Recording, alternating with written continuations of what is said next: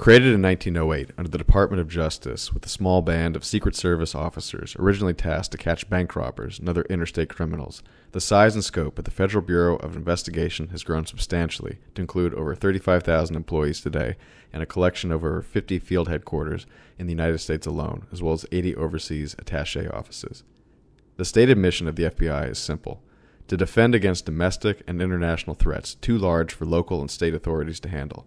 How this manifests is not simple, nor is the operation of the organization, engaging with some of the world's most sophisticated spy agencies and criminal organizations. And while infiltrating high-profile spy rings and catching serial killers make up the FBI's most famous success stories, the Bureau is not without its scandals, oversights, and massacres. With the increased focus on anti-terrorism and its daunting global nature, the organization's mandate for identifying and preventing potential threats seems only set to grow.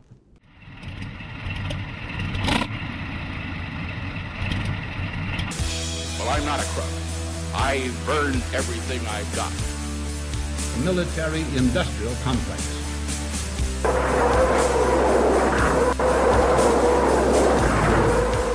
A new world order. But we are here to destroy the control over the industry of other people.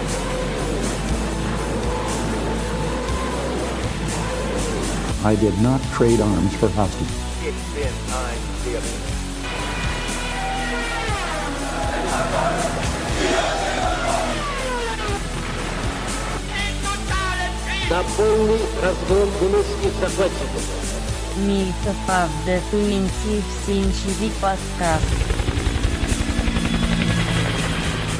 Hello and welcome to the Myth of the 20th Century. Today I'm joined by Hank Oslo. Hi. Hans Lander. Hello. And Nick Mason. J. Edgar Hoover was a faggot. And I'm Adam Smith. So the FBI was created in 1908, and it really got going during the Depression when people like Machine Gun Kelly were running around robbing banks. And they actually had to give their agents guns for the first time, which they didn't have when they first started out. And when the FBI really came into full organization, it was under J. Edgar Hoover, who was actually in charge of the organization for 48 years. A very hard to believe, but a true length of time. And so he really marked his image and the thought process into the organization. And the building today, in the headquarters building in Washington D.C., bears his name, and it's on Pennsylvania Avenue, down the street from the White House, and it does play a very integral role in the U.S. government's operations, not only in the United States but also worldwide, because the FBI is tasked with defending the national security. And as things have evolved, the original mandate of the organization was created as the American cities and the car were creating problems for local law enforcement and state law enforcement, even when criminals would actually drive across state lines. And so the FBI initially was created to catch criminals who are going between places where the local authorities couldn't really manage them. So it was a larger net to grab criminals. And as things have evolved, that has extended from not only the United States but internationally. And now they have these overseas offices, I think over 80 at the moment. And these are called legal attaches, or legats for short. And it is the world's largest police force, according to Garrett Graff, author of The Threat Matrix. He's a FBI author. And with that, guys, I won't go into too much more detail, but what are your initial thoughts, and what do you know about the FBI? When you hear that name, what is the first thing that comes to your mind? X-Files. Yeah, absolutely. Great show. Hank? Nick? Yeah, like, maybe we should talk a little bit about kind of how, like, federal law enforcement works in general.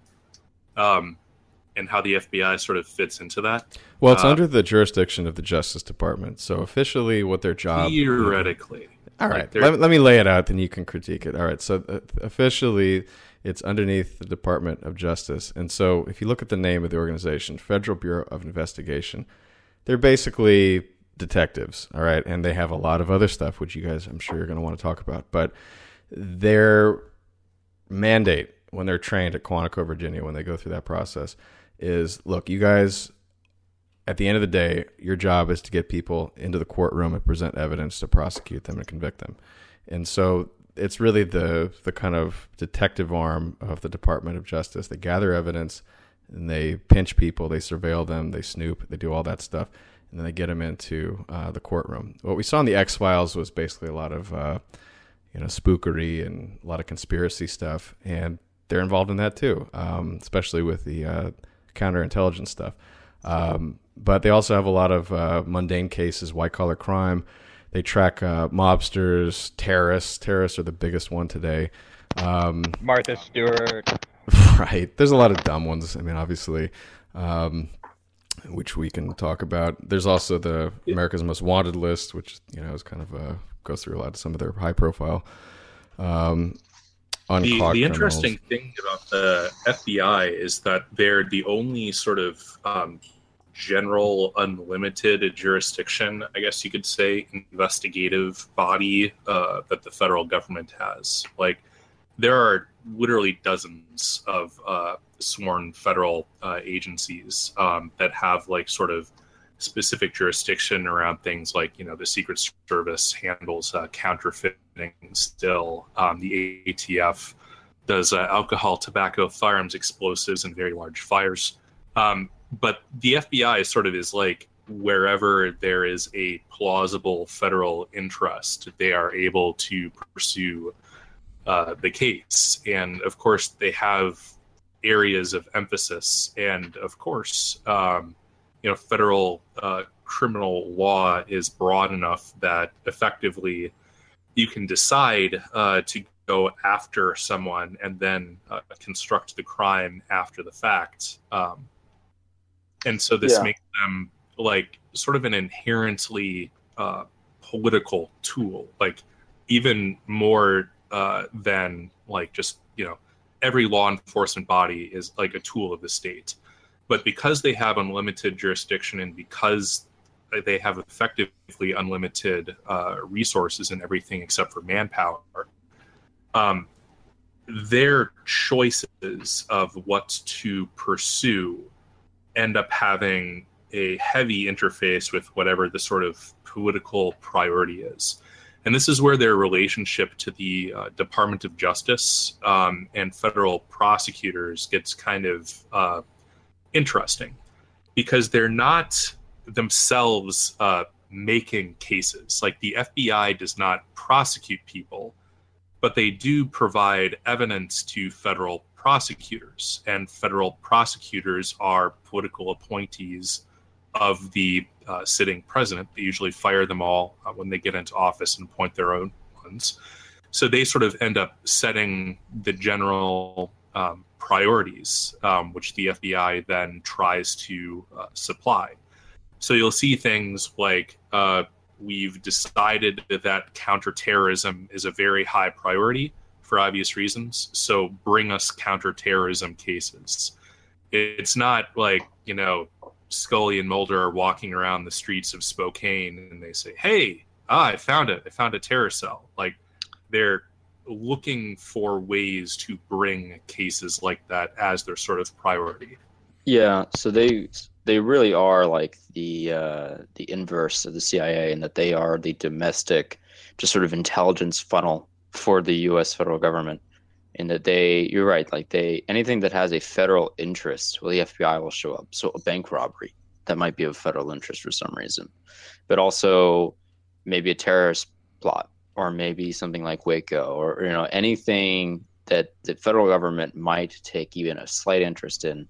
You'll find the FBI there very quickly in order to typically take over jurisdiction and gather as many facts as possible.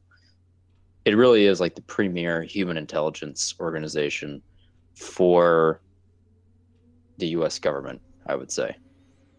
Yeah, I didn't realize this until I researched it, but according to at least one survey, they're ranked third behind Google and Disney as the top employer for applicants in the United States for a job.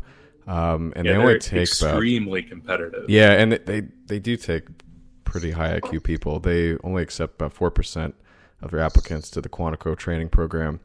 And they get people from all very sophisticated walks of life and specialties, including physicists, engineers, psychologists, law enforcement officials.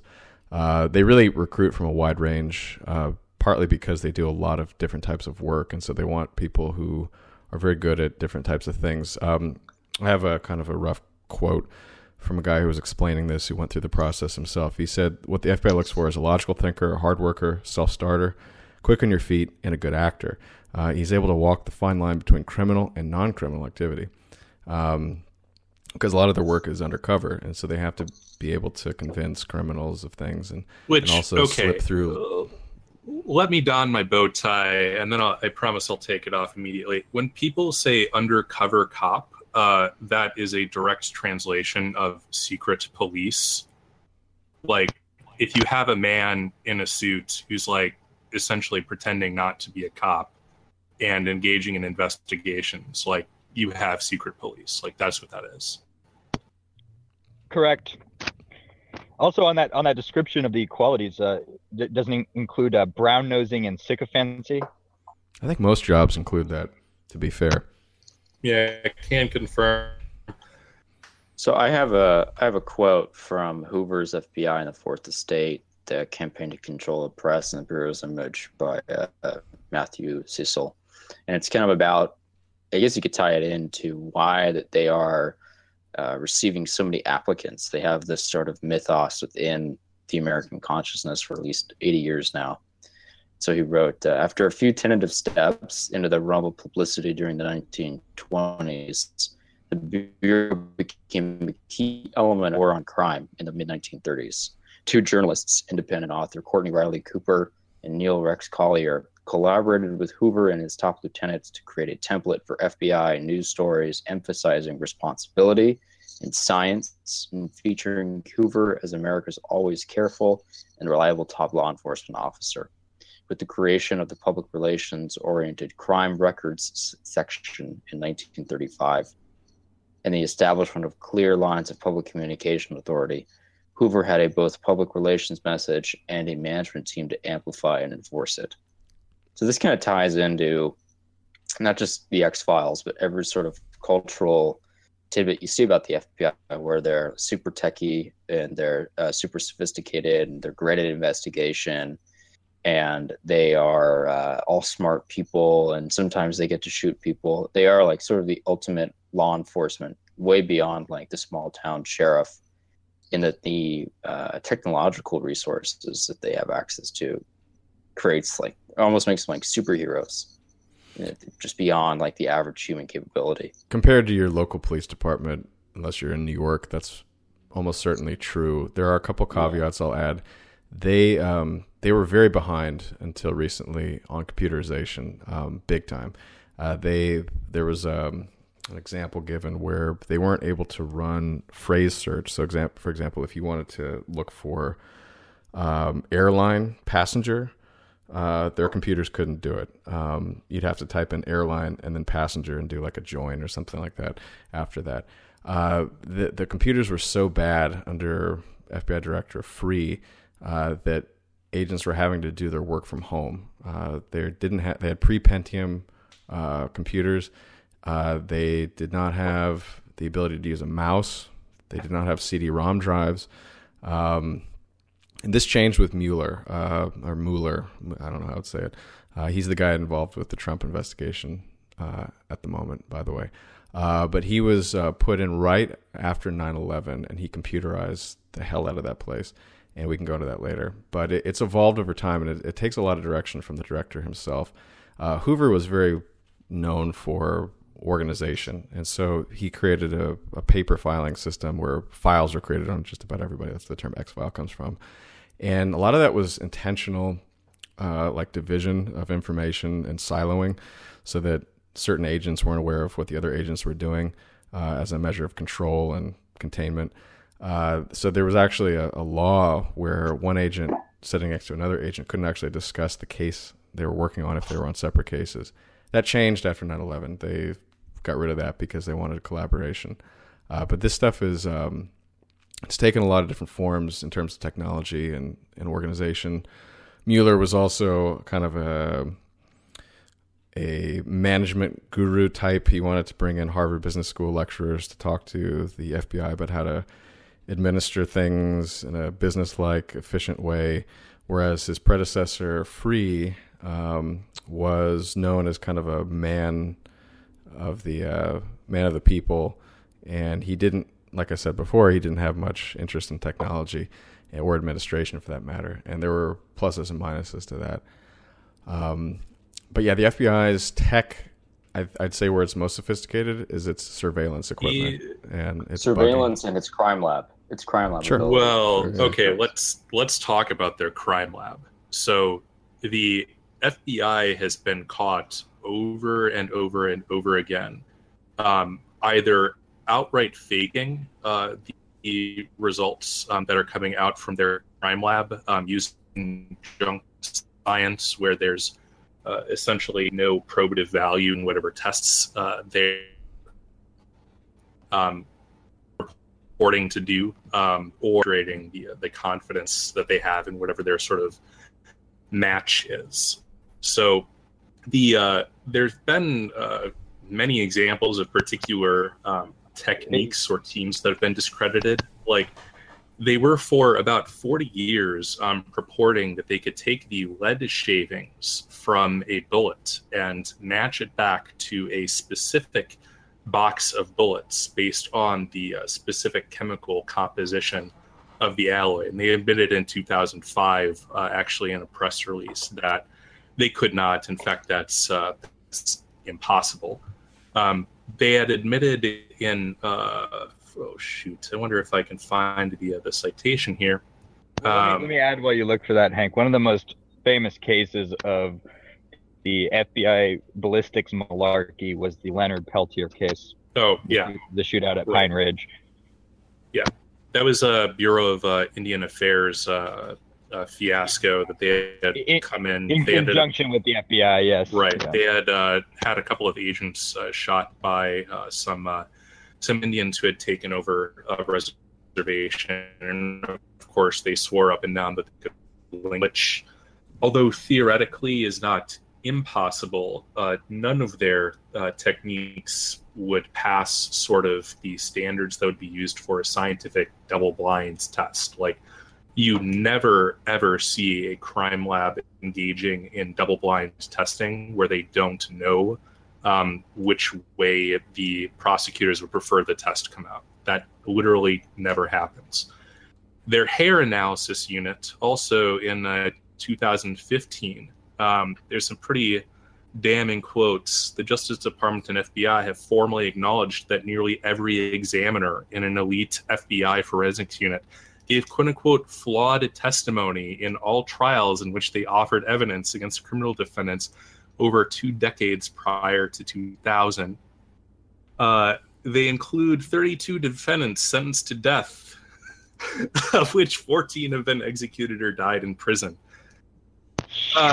So, I mean, go down the line, actually, even to like fingerprint analysis. There's the stereotype or this meme or trope that like the computer does the match. No, the match is done by a dude looking at a fingerprint, often a partial print, and hand deciding to match it to another based on no particular standards. And again, certainly not double blind. And their error rates are, at least when they've been empirically tested, into the tens of percents. And yet their certainty is extremely high when they're put on the stand. So, I mean, the FBI is much better at leveraging their ethos and their sort of magic show that they put on into forensic science than they are at actually using forensics to, quote-unquote, crack cases. Well, just to reiterate, I mean, their job, as they're taught when they come out of Quantico, is to present evidence for prosecution and conviction. So the agents understand that that's basically their job, and I don't necessarily blame them for basically not wanting to get fired. I mean, they have to put on a good show. I mean, system. And in state crime it's labs, prosecution, though. I mean, we have a defense, and that's kind of how the system works. I mean, but they're supposed to enforce the law, and they end up enforcing what the prosecutors want to happen. Mistakes happen, and I'm not going to. This goes beyond endorse like, them, but This is the purpose. Right. The system is set up so that, like, you bring in a sample of physical evidence, and it's like, can you use this piece of physical evidence to establish that Joe Blow over here was at the scene of the crime, or that this gun was used? Mm-hmm. And the answer is always yes. Like, the answer is never, well, we can't really, like, that doesn't really work. Like, the answer is always yes, and that's intentional. Yeah. This goes back to corruption. It goes back to Hoover. I mean, Hoover and his tenure with his dealings with the mob are very illustrative of how they selectively prosecute. I mean, Hoover is very widely known that Hoover was blackmailed, likely by Meyer Lansky in particular, engaging in some kind of homosexual or transvestite activity. Okay, let's talk about that real quick. That's the most famous thing that people who don't really know much about Hoover talk about. And I'm not saying you're one of those, but I'm just saying that's very well known. So let's address it. The supposed reason why he didn't really go after the mob, which changed after he left in the 70s, was he was blackmailed by them. And that was the sort of big example where he was a cross-dresser.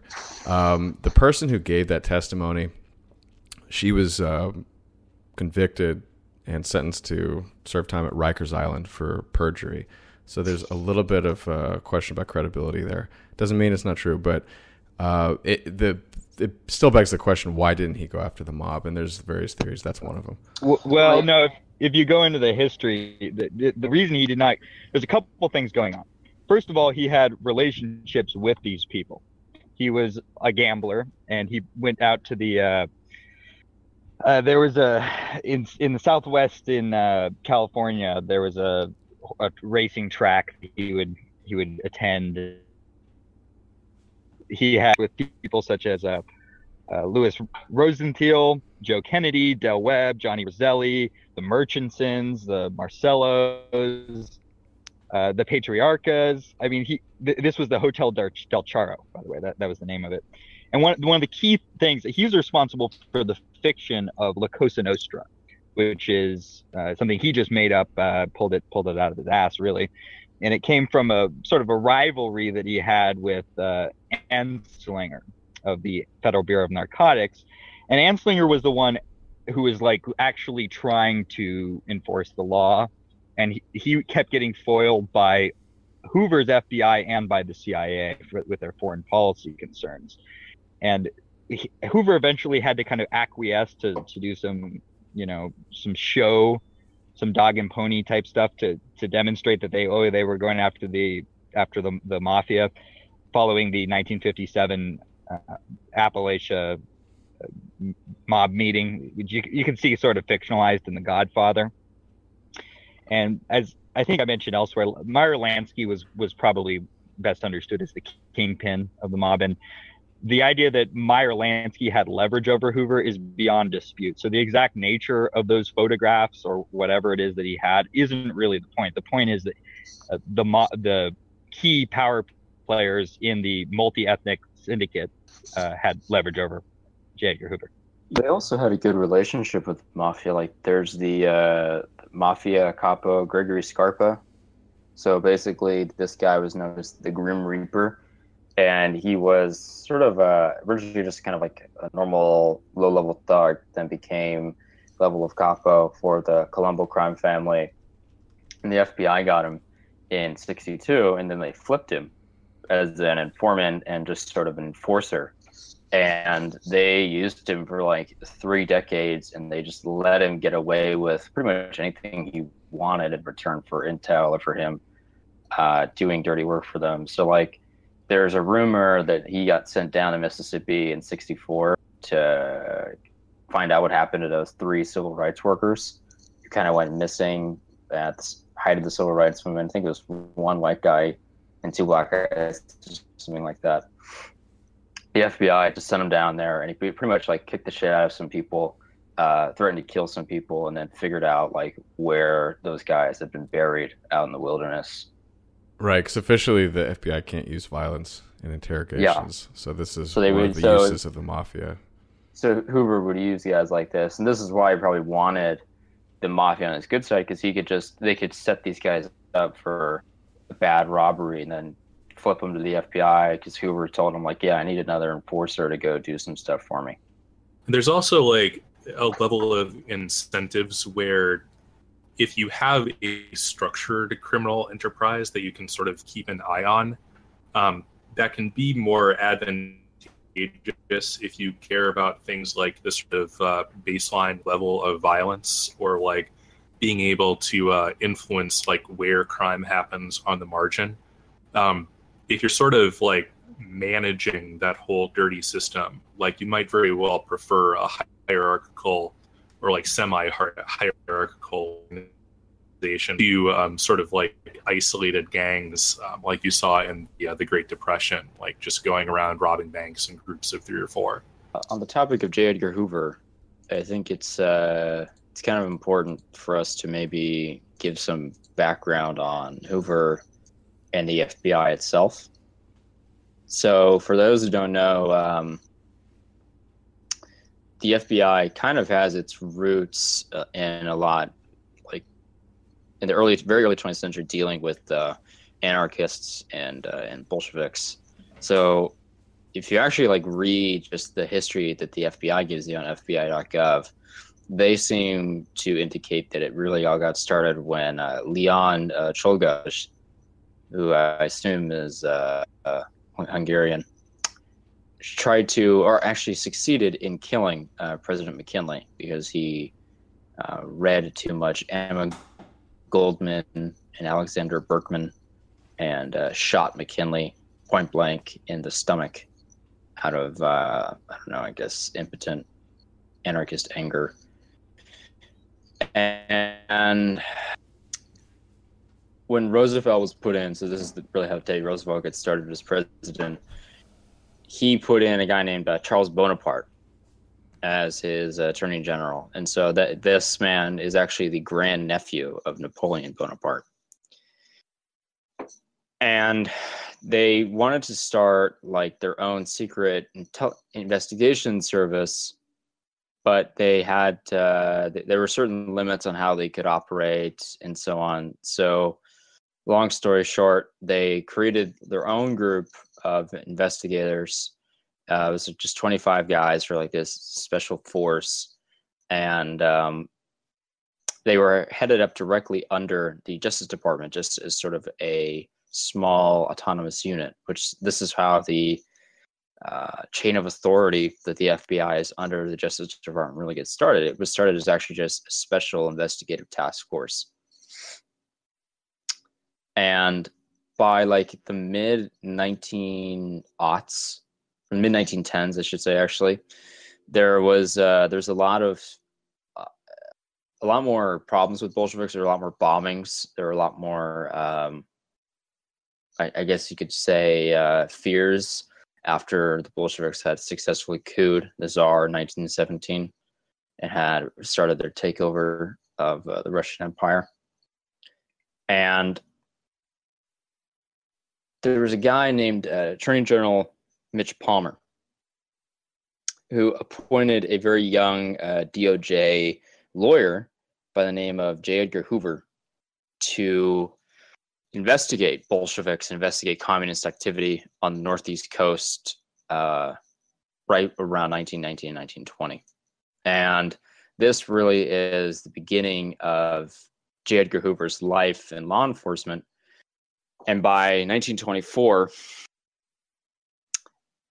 Hoover is called in to President Harlan Fiske Stone's office. He was the Attorney General of President Calvin Coolidge, not long after Coolidge had been put into office. And he was offered the job of director of what was just the Bureau of Investigations, which had grown and not very much in size, but certainly in authority since the Palmer raids and since about the 4 years that he had been active in investigating Bolsheviks. And he declined. He wanted more power, and he also had some caveats. He told the Attorney General, the Bureau must be divorced from politics and not be a catch-all for political hacks. Appointments must be based on merit. Second, promotions will be made on proven ability, and the Bureau will be responsible only to the Attorney General. So if you look at the chain of authority to this day, any org chart for the FBI, you'll see the FBI director is at the head of it. And the FBI director is only one degree of removal away from the President of the United States, and that's through the Attorney General. And even that, like in modern times, they're often treated as sort of quasi-independent from the Justice Department, like particularly after 9/11. Yeah, so they will, it's not as if the FBI director always has to go right through the Attorney General to speak to the President or vice versa. There is a lot of direct communication, and there's a lot of direct communication between other branches of the executive departments, such as Treasury and the FBI, without the Attorney General's direct involvement, typically, until later on if there's a prosecution. So we should probably, I mean, just to kind of get into like how FBI directors are supposed to be appointed, although and supposed to run the FBI. Basically, the president will appoint and sort of nominate someone to be FBI director. And that person is then put through several Senate hearings. There's a Senate subcommittee. I can't remember the name of the subcommittee that then approves them for a general vote, I think, from all Senate members on whether or not this person will head up the FBI, similar to any major cabinet position that the president would appoint. And once they're in, they serve at most for 10 years. Now they can be fired, they can resign, or they can die, and then it's given either to the interim or the deputy director, and then a new person is appointed by the president. It doesn't have to be the deputy director. Now the funny thing is that J. Edgar Hoover was in the FBI, I believe, for 48 years in total. Yeah, and the 10-year term was put in after him. Yeah. Yeah. And no one since then, with the exception of Robert Mueller, has actually served 10 full years. They've either all resigned or just been let go of by the president. Yeah, I think that demonstrates that since Hoover, no one has quite been as powerful as him. He ran his own independent fiefdom. He ran a lot of blackmail on people. And the fact that no one could shake it even half the time he was there, I think shows you that no one had quite as much juice as he did. Well, and it's also intentional because, God only knows how many representatives and senators and random people ended up having been blackmailed by Hoover at one point or another. Like, there's every incentive to make sure that doesn't happen again. Well, it was banned before Hoover. Like, right before Hoover came in, like, the Bureau of Investigation was still there. And there was like the Teapot Dome scandal, and I never actually heard of this until like last night when I was researching some of this. That's stuff. A good scandal. That's under Hoover, isn't it? Herbert. No, it was under the Harding administration. Harding. Yeah. And then Harding died, and then Coolidge took over. So right. What happened was like it was under Harry Doherty, whatever his name is, General Harry Doherty, and he got involved in this scandal where like they had like the bureau agents going out and getting dirt on people for Harding to use against them. And so this is partially why Hoover, when he came in and started cleaning house, and after Coolidge was cleaning house, wanted to make it clear to Stone, who was the new Attorney General, that like this has to be totally removed from politics. This has to be a totally independent organization that is strictly focused on investigative science and investigations themselves and providing ample evidence for prosecution. Now, like as we all know, that didn't really work out. It became the politicalization of the FBI for Hoover's personal interests. Now, a lot of that was like anti-communist and anti-black and so on, anti-left interests, but it was still total politicization that within just a few years of him taking over had totally gone against his initial objections to taking over the FBI because he thought it was too political. But like by the time when he took over, it had 441 agents. And by the time World War II ended, he had 5,000 people working at the FBI. Yeah, we're over 12,000 special agents now, and the entire organization has over 33,000, including the crime labs and the administration. So you can, I mean, very quickly, this guy is like growing just his sheer manpower and tapping into all sorts of investigative sciences and all sorts of investigations, and very quickly gathering God knows how much intelligence on all kinds of matters for the federal government, and sort of becomes this indispensable part, more so than maybe the agency itself. Like Hoover was more than just the FBI. He became like this sort of kingpin figure within, you could say, the deep state.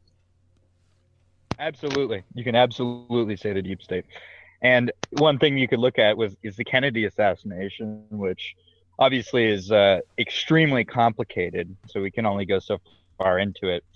But that was one of the, if you look at it from a naive perspective of like, you accept the obviously fraudulent government line that, Lee Harvey Oswald was a lone assassin and all this kind of thing. Well, the FBI had files on Oswald before the killing of Kennedy, and that would be one area in which you would become suspicious as to why they didn't act.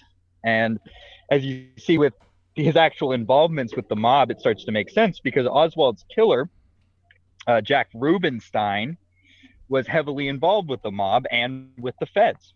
And from the House Intelligence Commission, you have this quote, if you'll allow me here. Within the General Investigative Division of the FBI, the probe of Jack Ruby was delegated to the Civil Rights Division on the theory that Ruby violated Oswald's civil rights by killing him.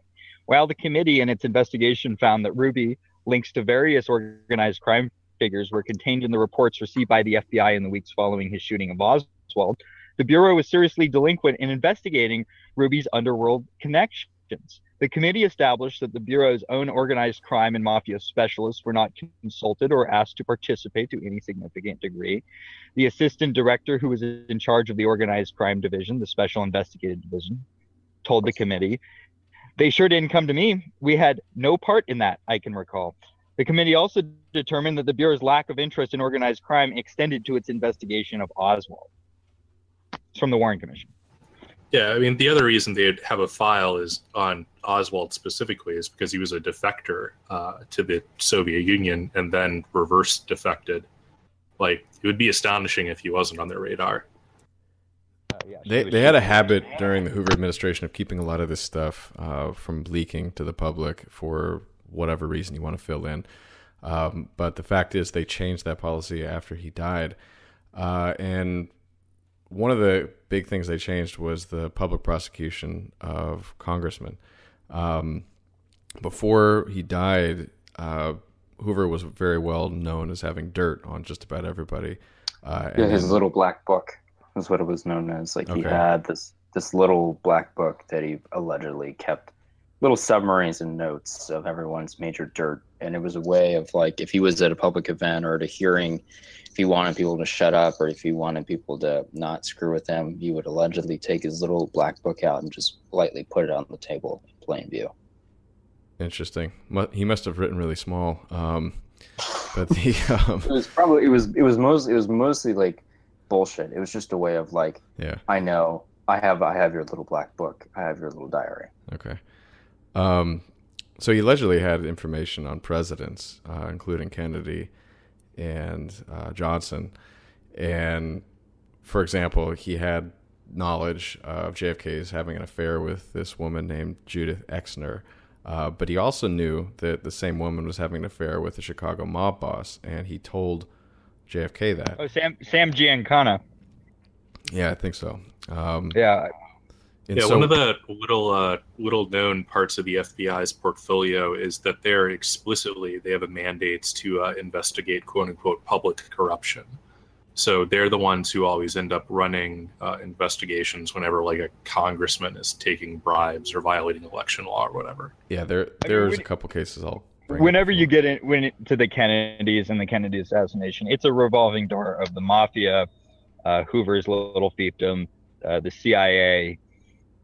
Let me explain this sort of particular case as an example of the larger pattern. So what Hoover was doing was basically he went up to Kennedy and said, look, I know you're having an affair, but I also know this same woman is having an affair on that person. And so that might be useful to you.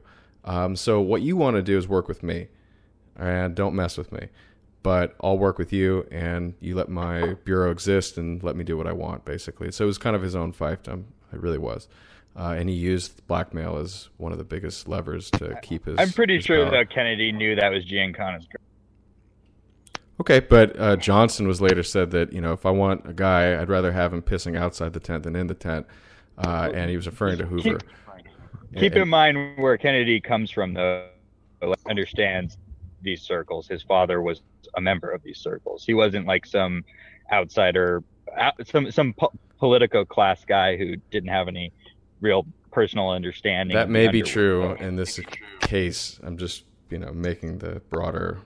He was also having sex with a likely Chinese spy. Okay, we could go into all the details, Nick. I just wanted to make the broader statement that this is what Hoover's doing. Let's keep going. With the I don't know if we want to talk so there's a tiff even after the assassination, the Kennedy assassination, of course. Robert Kennedy then became a senator, and he had some sort of mafia investigation portfolio that seemed to sort of step on some toes in the FBI. Do we want to talk about that at all?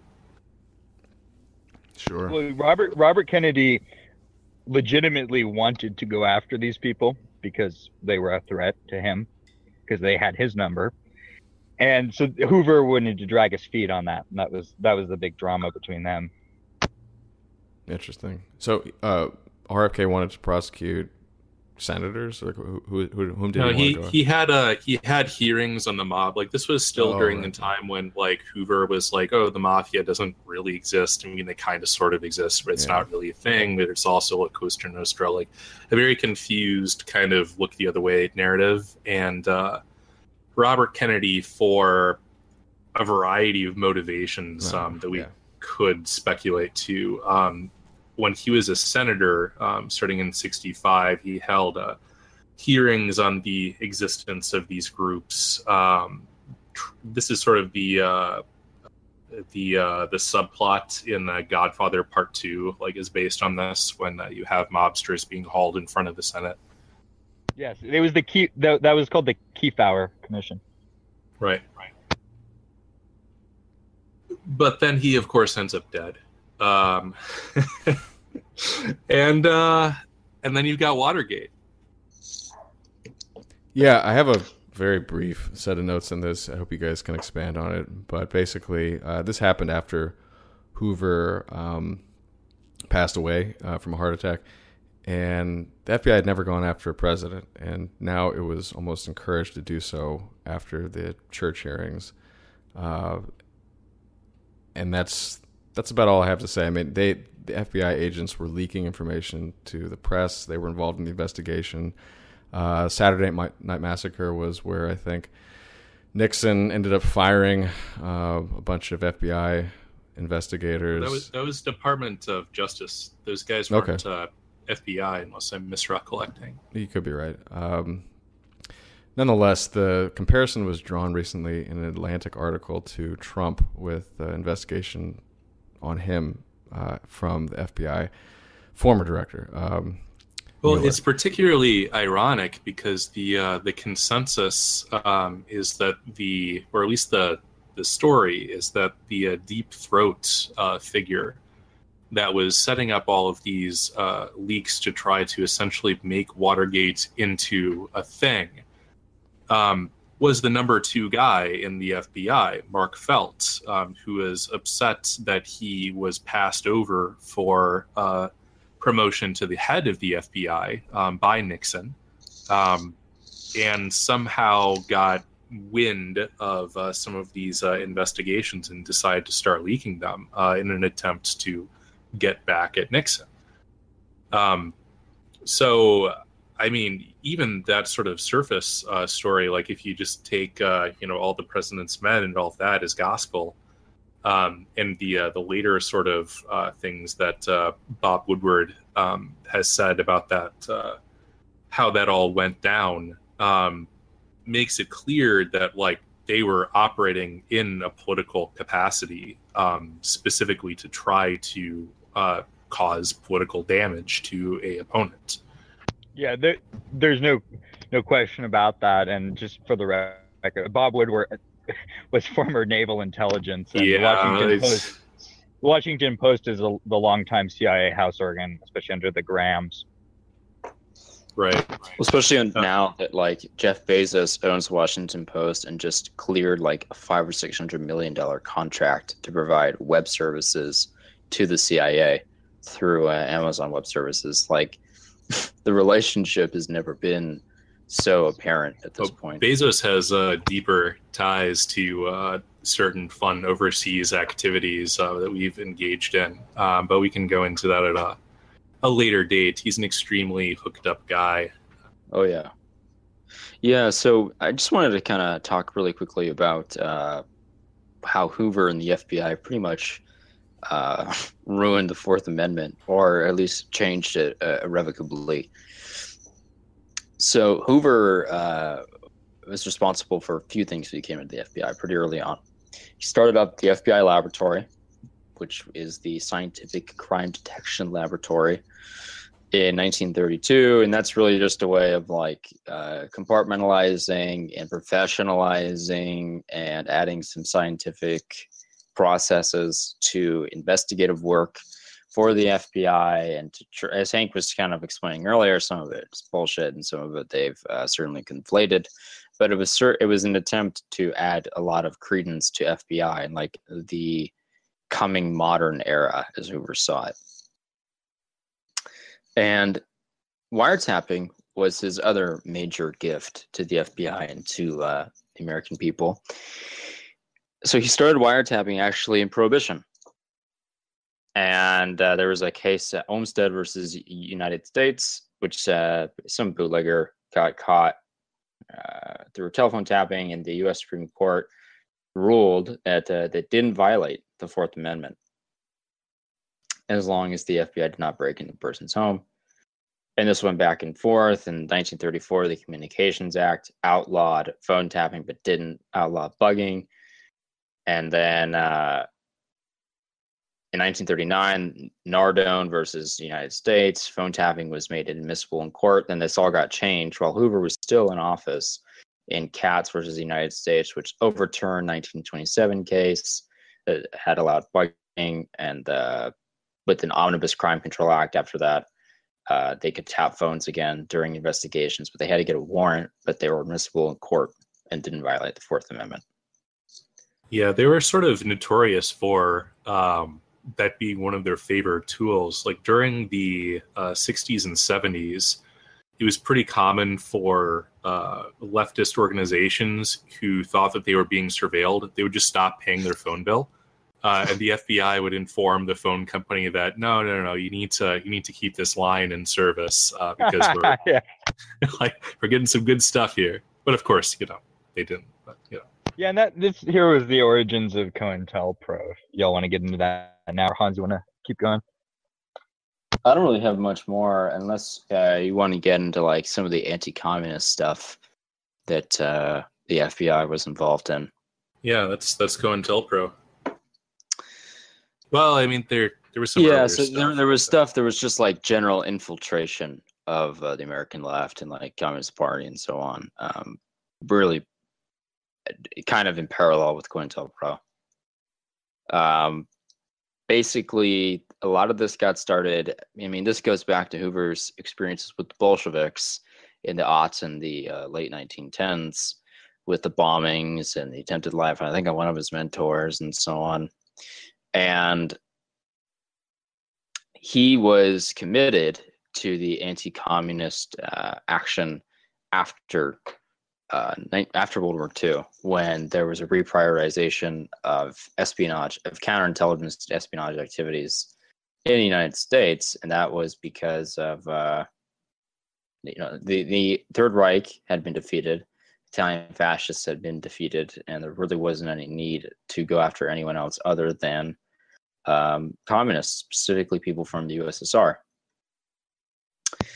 So, and this meshed as well with the foreign. This meshed as well with basically what would eventually become Gladio, because many of these mobsters, in particular Lucky Luciano, were actually shipped back to Italy by the U.S. government, by the CIA, and in conjunction with the FBI as well, in order to basically set up ostensible anti-communist networks. I mean, it was less ideological than it was about just about power and maintaining the NATO grip on Western Europe. Yeah, we talked about this in the Lithuania episode with like the Baltic Waffen-SS command structures that the U.S. government said were somehow different from the German Waffen-SS and should be treated differently, specifically in Estonia and in Latvia. And then you had just some guys who were just flat out German SS inside Poland still, and those guys were being trained and armed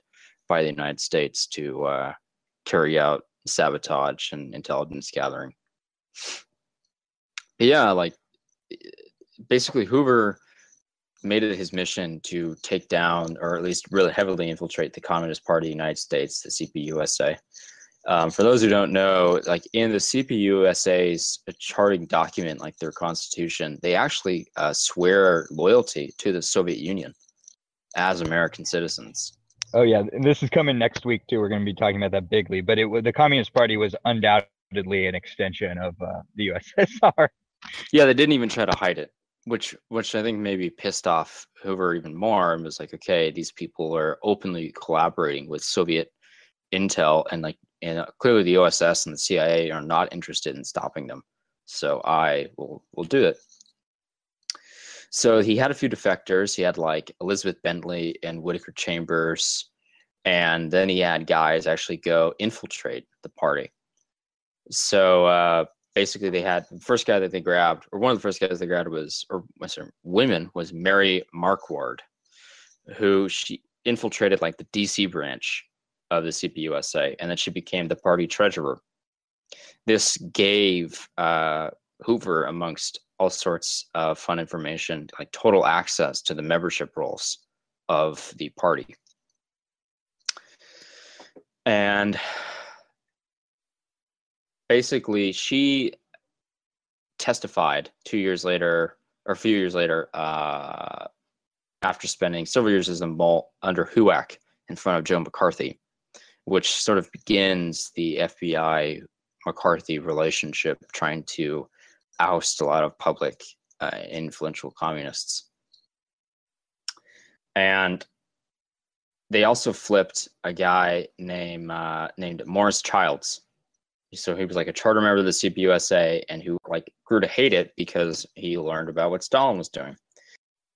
And he managed to become the number 2 man inside the CPUSA. He was reporting directly to party chairman Gus Hall. He was traveling to Moscow back and forth. He was traveling to Vietnam back and forth. And he was an FBI mole. So a lot of this comes from the Project Venona, Project Venona, which ran from 38 or 48 to 1980. Basically, this was... And was released, the information was released in the 90s. This is going to be a major subject next week, too. So, yeah. But continue.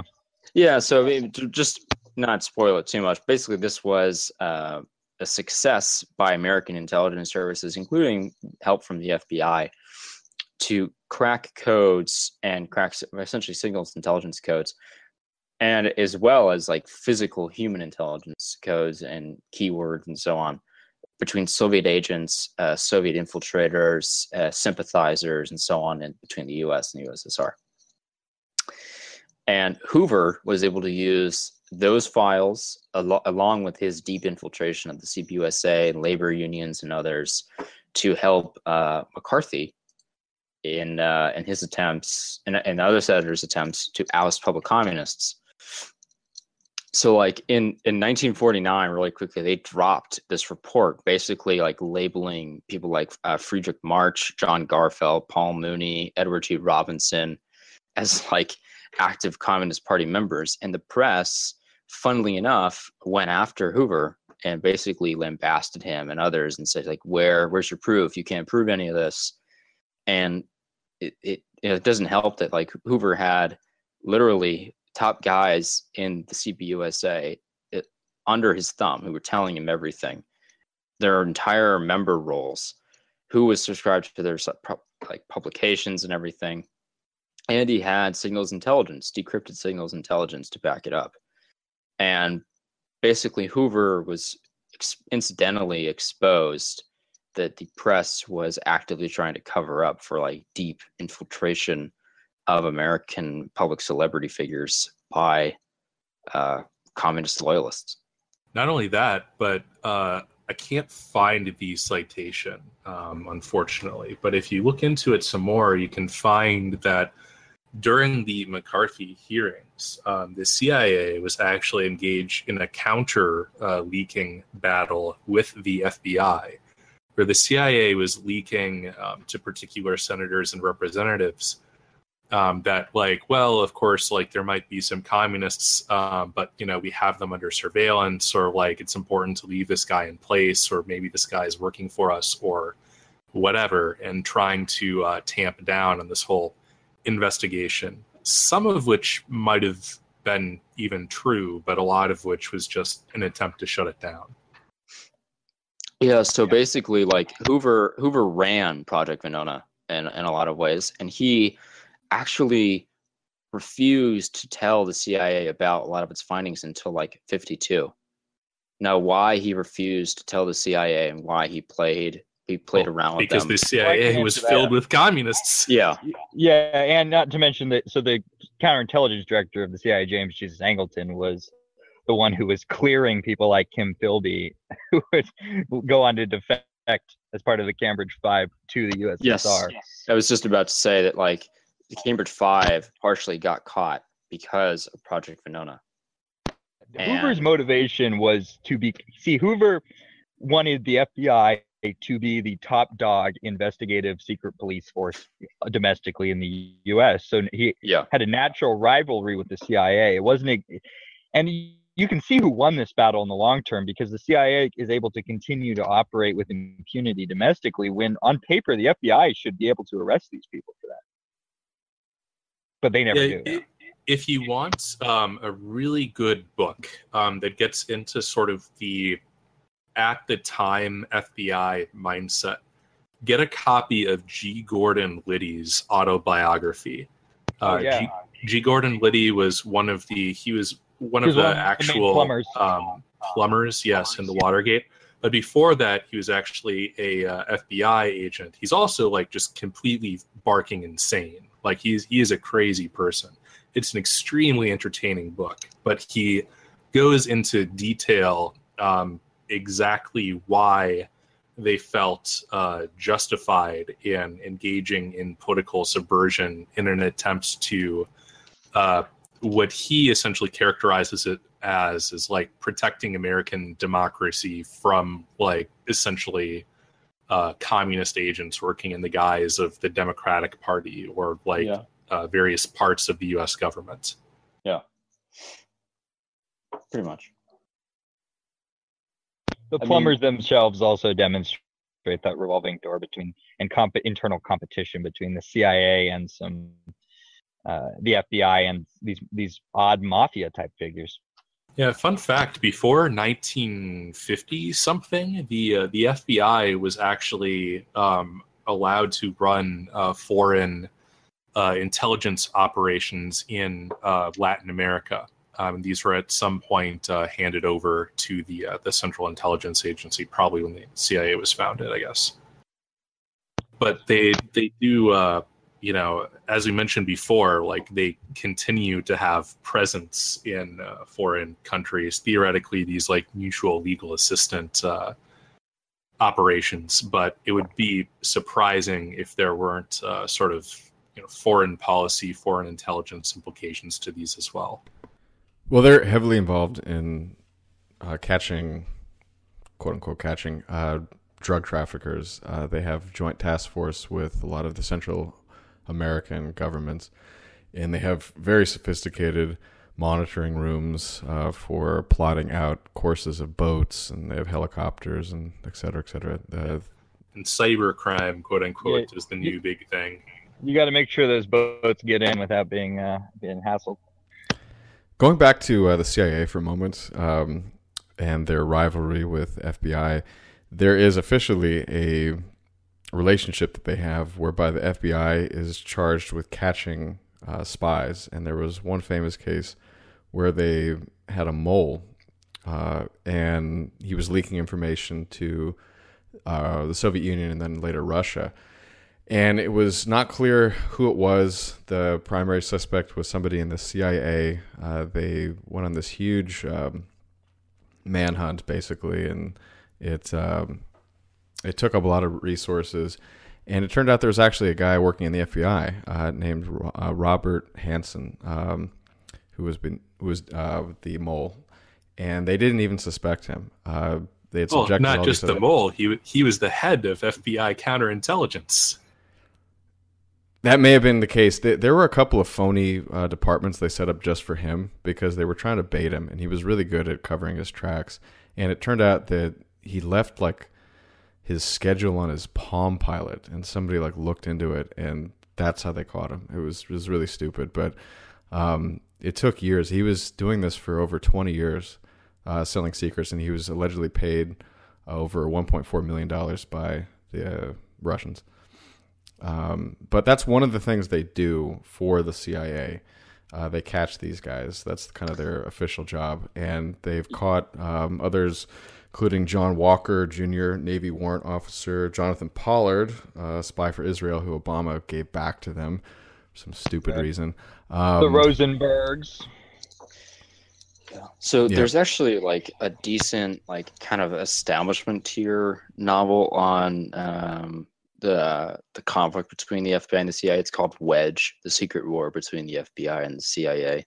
You're not going to get this is by Mark Reibling, but you're not going to get like spook war level analysis, like really deep stuff. But you will get like public controversies that have erupted between these two, and especially over stuff like KGB defectors accusing one another of being full of shit. Like one guy that's from working with the CIA is like saying that the FBI guy who was a defector from the Soviet Union is bullshit, and it's just accusations back and forth, and like the CIA would then withhold intel from the FBI from like Nixon's desk, and like just really like lame shit going back and forth between the two of them that exacerbated this sort of rivalry that they had. You guys want to go into some of the FBI's greatest hits? Yeah, I've got stuff on Ruby Ridge and Waco. I'm sure you guys want to talk about that. Yeah, let's do it. So Ruby Ridge was a part of the Northern Rocky Mountains in Idaho. And in 1992, August, U.S. Marshals approached a white separatist by the name of Randy Weaver. And he was basically under suspicion of selling illegally sawed-off shotguns that were given to him by an ATF agent. And the implications of what that means in terms of entrapment, we can maybe go into if we want. But what ended up happening was when they approached his compound in the mountains, they basically couldn't get him to come out. And his dogs started barking when the agents were coming up to the house, and they exchanged fire. And one marshal was killed, and one member of the Weaver side was killed, the son of Randy Weaver. And this exchange fire, you mean that the federal goons opened fire? That was what was concluded by the court, yes. So I'm just going to go by what that was given as. So the conclusion was that he acted in defense, and they were fired upon first. And the real sort of problem happened was when after the snipers who were surrounding this were waiting for kind of something to happen, and the sort of instructions that FBI, first of all, the ATF was first involved and the FBI was called in, and the sort of rules of engagement that the FBI is given when they're trained at Quantico is that they are not allowed to shoot unless they themselves are in danger, or if another person is in danger. And if that's not satisfied, they're not allowed to open fire. And so as sort of the 2-day siege continued and the guy wasn't coming out, basically there was a helicopter that was hovering over the compound, and there were 2 men from the Weaver side that were carrying rifles. And this guy named Leon Czolgosz, you guys correct my pronunciation, he was an FBI agent, was one of the snipers, and he opened fire when he saw these 2 riflemen, I guess brandishing in his estimation, at the helicopter. Now that's a little bit fuzzy to me as to what brandishing or threatening the helicopter means. He shot Vicky Weaver in the head. That was not his intent. She was in the house, and he was aiming. I would assume it's somebody else, but yeah, he did it. Yeah, no question about that. Yeah, he shot Vicky Weaver in the head as she stepped into view of a doorframe while she was carrying their infant child. Yeah.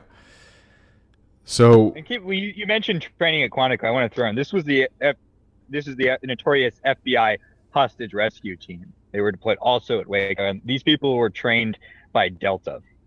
So this is an extra special group of FBI goons.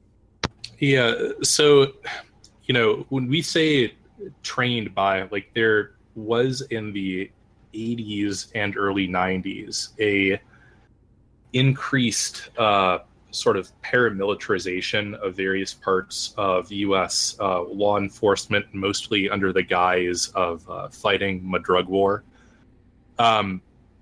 That sort of culminated in the formation of things like these SWAT teams, and then this wildly misnamed hostage rescue team, which is just sort of the top SWAT team in terms of their employment. But it's common now for these various units of federal law enforcement, and increasingly actually state law enforcement, to receive training on things like room clearing,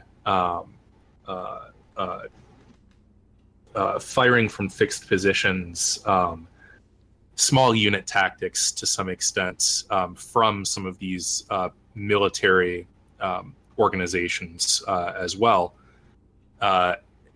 And to be like effectively operating like just a paramilitary force, like just as a small unit military force in their actual employment. So the aftermath of Ruby Ridge was Weaver, who was on trial for shooting a marshal, was acquitted after the jury decided that he had acted in self-defense. Leon Czolgosz was prosecuted by the state attorney, and when it went to federal court, the judge dismissed the case after he found that the shot fired by Czolgosz at Randy Weaver's wife was under the sort of conditions that the FBI is allowed to operate under, as I described before with the Quantico training. And the case was made by Czolgosz that he was doing it to protect the helicopter. To me, that's a little bit suspicious, but that's my opinion.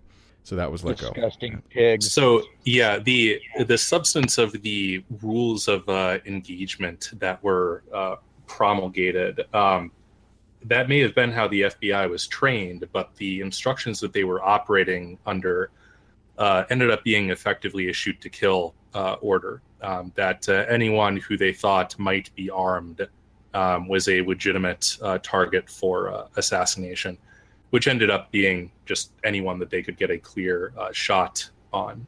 I don't believe, based on any sort of plausible reconstruction of the actual events, that there's any possibility that anyone felt threatened by Vicky Weaver or somehow managed to miss their intended target and line up a perfect headshot. Well, no, that was not the her. assertion, though, just to get it straight on the actual case. The assertion by Horiuchi was that the two riflemen outside the compound, outside the interior of the compound, were the threat, and he fired at them, missed, went through the door, and hit Weaver's wife. Yeah, I don't find that remotely credible. He's a lying pig, and he should be hanging from a fucking rope. Yeah, so this is like a pattern that you'll see with a lot of modern law enforcement, specifically on the federal level. So the setup to this was that the ATF was attempting to turn Randy Weaver into an informant. They knew that he had been attending Aryan Nation meetings, and so they decided to, first they approached him and asked him if he wanted to be an informant. They told him to go fuck themselves. They then sent a agent or informant of theirs to get some gunsmithing work done by them. There's varying claims about exactly how that went down, but somehow the feds ended up with a short-barreled shotgun at the end of that without paying the requisite $200 fee. So they then attempted to use this as leverage, filed a warrant for his arrest that was never informed to him, et cetera, just a massive clusterfuck on all parts. And eventually they end up calling in this hostage rescue team. So you might notice that there's no hostages. Well, what happened was he was asked to show up at court. He didn't show up at court, and that's why they went to apprehend him, basically. So there was a warrant issued, then they changed the date, but they never informed him of the date change. Oh, jeez. Like there's like just huge amounts of information about this particular case in Waco. Like it's an extremely damning portrait. But like the hostage rescue team is like effectively, the problem solvers. Let's just say, like, you have a problem and you want it solved, so you send them to solve the problem. You have some uppity goyim. Well, so it's important to like moderate our discussion here, because like they do some amount of non-death squad activities. A lot of what they do is just kind of baseline law enforcement, like training, like, engaging in like hostage rescues, even like occasionally, more for shits and giggles than anything else, it seems like. But a lot of the time, the specific case that they're employed in is effectively surrounding and assaulting and usually destroying a fixed position. So this is what happened at Ruby Ridge. This is how that same team was employed in Waco. That's how they were employed in the Malheur Wildlife Refuge recently. And there's one particular thing that sort of gives lie to their whole putative reason for existing. You can see in almost every one of these cases, when you hear about tear gas being deployed against a structure, the way that tear gas canisters are constructed, specifically the ones that they purchase and use, they have nothing to do with tear gas. They are incendiary devices. So they light essentially thermite off inside the grenade, which burns very, very hot and emits this theoretically tear-producing agent containing gas. But the actual intention is to burn down the structure that they're deployed against. This is something that has happened over and over and over and over again. And this is sort of their specialty when they are, in fact, assaulting a fixed position. So, I mean, when you have like an empirical pattern of deploying that, I mean, that's not like a whoopsie. You know exactly what's going to happen. And it might very well be that, you know, that's the most efficacious way to solve a problem that needs solving in a particular circumstance. If you have some, you know, gunman hold up or whatever. And if you have some children that you need to torch. I mean, like that too. Maybe there's some inconvenient evidence of wrongdoing or lack of wrongdoing on various parts, and you need that problem to be solved as well. But I mean, this seems to be like an empirical pattern of like, this is the thing that distinguishes the use of these paramilitary teams from just your sort of baseline you know, local law enforcement, U.S. Marshals, whatever. Like, these people are deployed because you need things wrapped up. Yeah, the issue at Waco was that once they started, they could not stop themselves. They had to go all the way. Right, which is like a pattern that you see. Like, you have to escalate the situation. And whenever you hear about like an FBI raid or something, or in fact like a raid by any federal law enforcement, you'll notice that they never roll in less than a group of like 20 or 25 or so.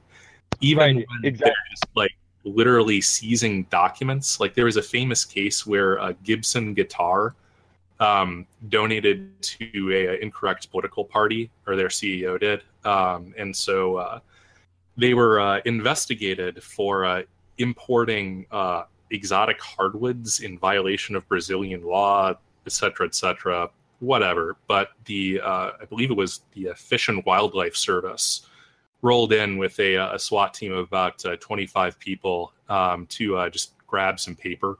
You know, they were obviously anticipating heavy opposition, possibly taking casualties if they had just sent a subpoena or something. That's exactly the federal mindset. I mean, with the initial raid at Waco, I believe was ATF, but what happened was the initial federal raid, they ran out of ammunition, at which point David Koresh and his people, they could have killed every last one of those goons, but they didn't. And what did they get for it? Well, they're all dead. All their kids are dead, roasted. So de-escalation wasn't really in the cards ever.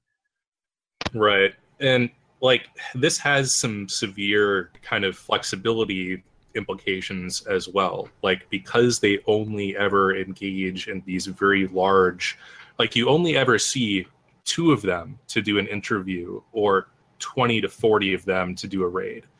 But this like severely limits their operational cadence. And it also has implications for what sort of stuff they're actually able to do in an oppositional manner. So there's this great anecdote when they were trying to grab the Dread pirate. No, it wasn't the Dread pirate Roberts. It was, yeah, it was a precursor to that. It was one of the other. It wasn't Barrett Brown either. Barrett, for the record, Barrett Brown's an idiot, though. Right. I mean, also a junkie, but you know, he himself would admit that much. Anyway, their preference for these massive raids often will result in somebody doing something like unplugging their laptop in the confusion, thus irrevocably encrypting the data, or like, you know, any idiot rigging in like any sort of intrusion detection system of their house. Like, they've been caught time and again accidentally triggering those for people who are sort of remotely anticipating those sorts of actions. So, I mean, their preference for this kind of like massive show of force, this like very meathead steel-toed boot approach of massive overkill, it really doesn't do them too many favors in terms of their operational flexibility. So let me give a broad outline of what happened at Waco, and then you guys can please fill in the details. Basically, it was shortly after the Ruby Ridge incident, incidentally, on February 28th, 1993, 10 miles east of Waco in a town called Mount Carmel, there was another compound run by this guy named David Koresh, and it was a group of kind of Christians who were calling themselves the Davidians. And the ATF was showing up there on allegations that they were possessing illegal machine guns and explosives. So the initial raid, there were 4 ATF agents killed in a firefight. And Clinton ordered the FBI to show up after that. And they had waited until April the 19th. So this was a much longer period after the Ruby Ridge incident, where it was actually, they were planning on sending in APCs after 2 days if it had to get to that point, but it never did. But in the case of Waco, they were waiting for over 50 days. And with the authorization of Janet Reno, the FBI began its move into the compound. And this involved the usage of an M60 tank, where it drove basically, I guess its barrel like into the wall, so it broke through it. And then they were, I think they were using tear gas as well. And what ended up happening, what ended up happening was there was a fire. And the FBI's story is that they saw in 4 separate locations, I guess in the forensics, but also in witnesses seeing this, allegedly, that the Davidians were carrying lighters, cupping their hands to keep the wind from blowing it out. And then some of the survivors had gasoline and kerosene, allegedly, in their clothing. Yeah, they did it to themselves, right, sure. Yeah, you can make up the story. I mean, I don't know, but it's shit. I'm telling you. No, I'm not saying. I'm not saying you're making anything up. I'm just trying to lay out who said what. So the FBI basically said that when they went in there, they found human feces, water was all over the floor. I mean, again, I agree with you. Look, I think it's sort of unfair to make these allegations, but they were kind of under horrible conditions, and so given their religious beliefs, the story is basically that they were seeing this as the end of days, and it's like kind of the apocalypse. And there's huge amounts of documentary evidence on Waco specifically. I don't think that we need to go into 100% of the reasons why the FBI is full of shit in this scenario. But as a point of comparison, there was a thing that came out after the FBI managed to shoot one of the Tsarnaev brothers, their uncle, while he was under questioning. They did a investigation onto the last 10 years or so of FBI shootings. Sorry, Hank. That I don't believe that was the uncle. I believe that was a friend. Oh well, either way. That was the case where they alleged he was reaching for a sword. yeah, that was a cool story too. Let me make a sequence on that. That was also the hostage rescue team, and shortly after that event, there was a member of the hostage rescue team who was killed in a training accident. Yeah, that whole thing with the friend of the Tsarnaevs, he was some Kyrgyzstani kid, and it was just layers of weird shit going on. But impossible to understand. The point that I was getting at was, after this, somebody did some digging into the last or the previous 10 years of FBI shooting. And it turns out that there were over 200 of them, and then a fair number more accidental discharges, or discharges where nobody was hit. And not a single one of them the FBI found there was an issue with. Because, G-men don't make mistakes. They cannot fail, they can only be failed. That's correct.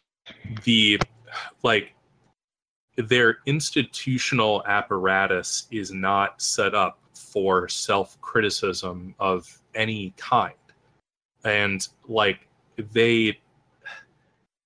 they have a continual pattern of, whenever they're caught with their hands in the cookie jar, it's a mixture of the shaggy defense. Oh, that wasn't me. Oh, it was me, but I didn't know what I was doing. I did know what I was doing, but I thought it was legal. Well, I didn't think that it was legal, but I thought that I had authorization. Well, I thought that I had, they will chain together every excuse possible in order to justify whatever they're caught doing. There was an instance very recently, or I guess a couple of years ago, where they were copying all defense communications in this particular Florida courthouse. Like every fax, I believe, was going, or it was the local copier service. It was like the copier, the Kinko's or whatever, right next to the courthouse, was supplying the FBI for years with copies of all of the documents that the defense attorneys were copying. And the FBI's response was like, well, nobody told us that was a bad idea. So, like, this guy's just giving us documents. Like, who are we to say that, like, this isn't perfectly legit and upstanding? So, I mean, their institutional credibility is just completely shot to hell at this point. Like, which, by the way, we should emphasize: never ever talk to the FBI, and their record keeping allows them to avoid being held accountable. Yeah, I have the exact detail on this. If we're going to go into the technical. Let's wait on that for 1 second, because I want to make a point. Yeah. So Ruby Ridge and Waco are obviously should make any white American's blood boil. They were horrendous crimes, and the people who committed them. Any American, like, let's don our race neutral bow ties here. Like, this is a naked exercise of power. Yes, well, it is, I guess, worth pointing out too that the Branch Davidians were a multiracial Christian group. But that being said, the reason I mention white Americans is because that anger was exactly what was parlayed and fueled into what the events of Oklahoma City bombing, which occurred was it the exact day, or was it 1 or 2 days later? 2 years, I think, after. Yeah, it was a anniversary. Later, but they were both April 20th, weren't they? Yes. Okay, or is it 19th? I don't recall. But well, I mean, obviously Waco took place over a good couple of days. So how long was the siege? It was over 50 days. So from 50 days, 28th right. to the 19th of April. We don't have Oklahoma City. Is very complicated. It could be its own episode. But you had the justification for what is allegedly McVeigh's actions was the siege of Waco, and there were many players involved in this. There was a sort of a white separatist, white nationalist enclave at a place called Elohim City, but this was infested by informants and even foreign intelligence, a guy named Andreas Strassmeyer in particular, who was ostensibly German intelligence, but could easily have been German intelligence. And the thing here was that this came out. It came out to be what was called PATCON, which was basically the right-wing version of the COINTEL program, which was targeting Black Panthers and leftist radicals of various sorts. Well, PATCON was the same tactics being applied to the right, and you see it. So this is a reference to like the Patriot movement. Is that what that term? Yeah, refers Patriot to? conspiracy, and the term itself came out in the context of Jesse Trenton's lawyer, his jihad against the FBI, because following the events of the Oklahoma City bombing, his brother Kenneth Trentadue was murdered in federal custody.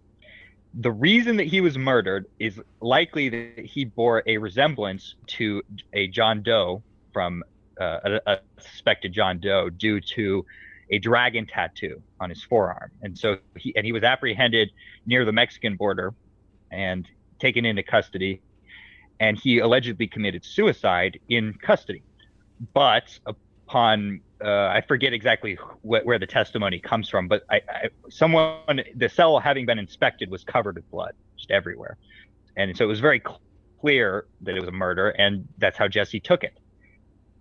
And it's possible that what happened was that they were trying to get information out of him, and information he did not actually have. So in the process of violently interrogating him, and they killed him.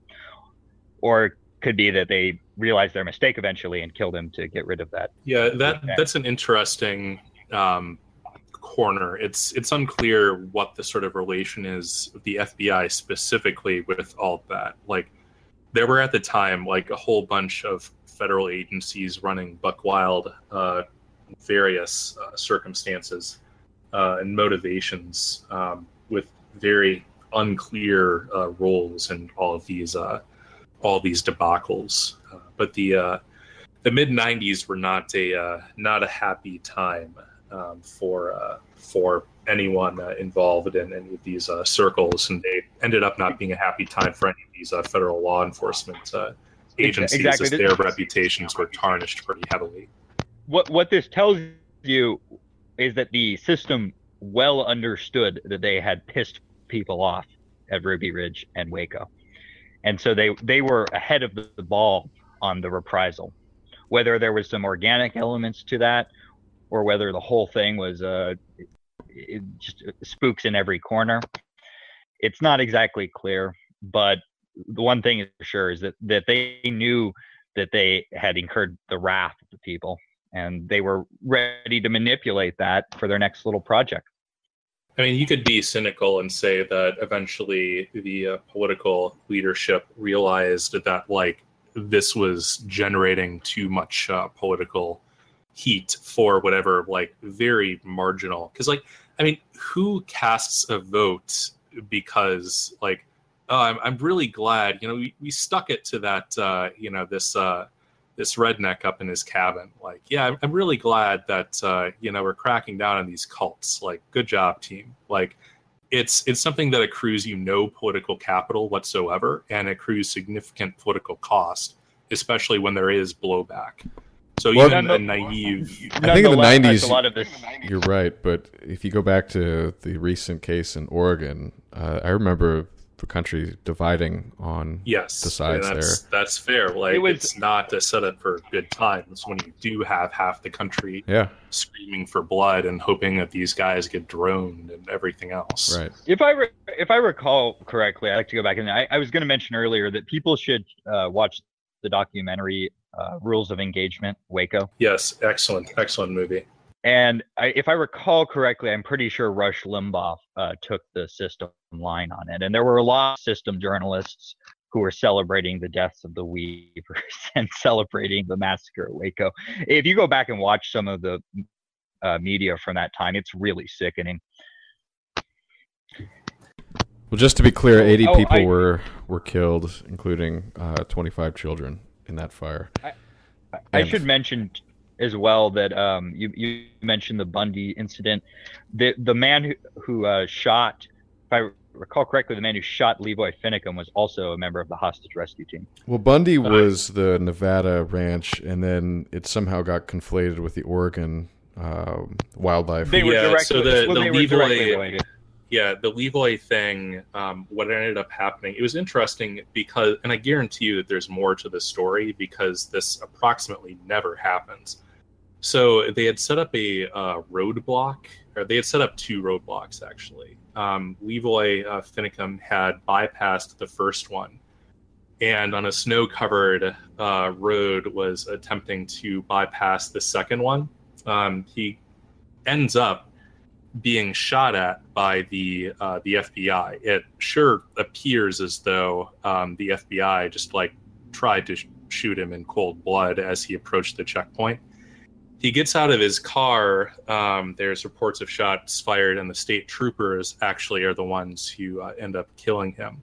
But the FBI agent involved, in his after-action report, or however it's phrased, he did not report firing his weapon. And he was actually prosecuted for this, which is really, really weird because this approximately never happens. Like, it's always, oh, I made a mistake, my recollection was fuzzy, like chaos of the situation, whatever. They trot out some use of force expert that says, yeah, cops aren't really responsible for their actions. And everyone just kind of sweeps it under the rug. But this guy was actually pled guilty, I believe, very recently. Which makes me suspicious that, he massively screwed up in some respect or somehow pissed someone off. But there were FBI, apparently, a lot of FBI who were members. Oh yeah, that stand up. They So during the actual trial of the Malheur thing, it turned out that literally over half of the people at the quote-unquote occupation were informants of one stripe or another. They actually, like, the defense had to go through some hoops in order to get that particular gem out. But that was probably a significant reason why some of the charges were found not guilty, because it was essentially an FBI office barbecue. But this is probably a good place to segue into the infamous Form 302 and the Martha Stewart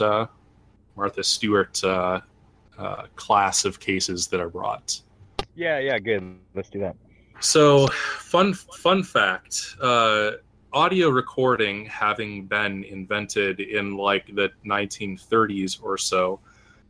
You would think that whenever you have a couple of friendly FBI agents come and chat with you about something, that they might record the interview so that there's no controversy over what was said.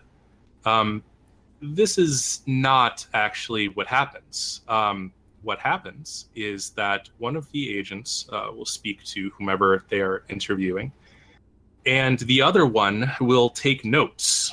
They will write down their general impression of what was said at the moment. And then after the conversation, they will take their general impressions of whatever was said at the moment, and they will file what's called a Form 302, which is their official statement of the content of the notes of what was purported to have been said. And in fact, until about a couple of years ago, when Eric Holder changed the policy, not only did they not record any of the interviews, they had a policy of refusing to have an interview if there was a recording present. So the only conclusion from this that you can really draw is that they did not want an accurate record made of what was actually said. They, in 2006, defended this in an internal memorandum. I'm quoting from a Boston Globe story. The justification is that, quote, perfectly lawful and acceptable interviewing techniques don't always come across in recorded fashion to laypersons as proper means of obtaining information from defendants. Initial resistance might be interpreted as involuntariness, and misleading a defendant as to the quality of the evidence against him might appear to be unfair deceit. So there are a couple of issues with this. Why do they care about having accurate notes? Well, because it is extremely easy to construct a charge of making a false statement to a federal official in the course of their duties. Which is exactly why you should never talk to them. Exactly. There's a fantastic YouTube video called Never Talk to the Police. Just watch that. They can go through. It's actually very well cited. That's a great video. Yeah. But the essence of it is that it does not need to be a intentional deception. It does not need to be relevant to a investigation. All it needs is to be potentially relevant to something or another. So especially in circumstances where they do not have a very strong case, what they will do is literally grab you and start, or I mean, I assume none of us being upstanding citizens, but grab the subject and start bombarding them with questions until they deny anything for which they have contravening evidence. And then, of course, they have you on a federal felony. So, yeah, this is a canonical case where the only winning move is never, ever to play this game. Not for a friendly chat, not for background information, not even if you're assured that you are not the subject of the investigation. Like, submit whatever you want in writing and run it by an attorney. Never, ever, ever talk with any federal law enforcement. The end. Hans, did you want to talk about COINTELPRO? Yeah, if we're talking about some of the FBI's greatest hits, might as well talk about COINTELPRO. I wanted to quickly talk about Whitey Bulger. It's been in the news last couple of years. There's a movie made about him with Johnny Depp. But for those of you who aren't familiar with it, I guess Adam really wasn't familiar with it when we were talking before the show. Even if you don't watch the movie, it's worthwhile. Just look at a picture of Johnny Depp from that. Johnny Depp looks extremely weird. Yeah, he doesn't really look. You guys like are wondering Whitey. why I'm not interested. I mean, one is Hollywood, two it's Johnny Depp. Well, I don't get it's the more appeal of like him.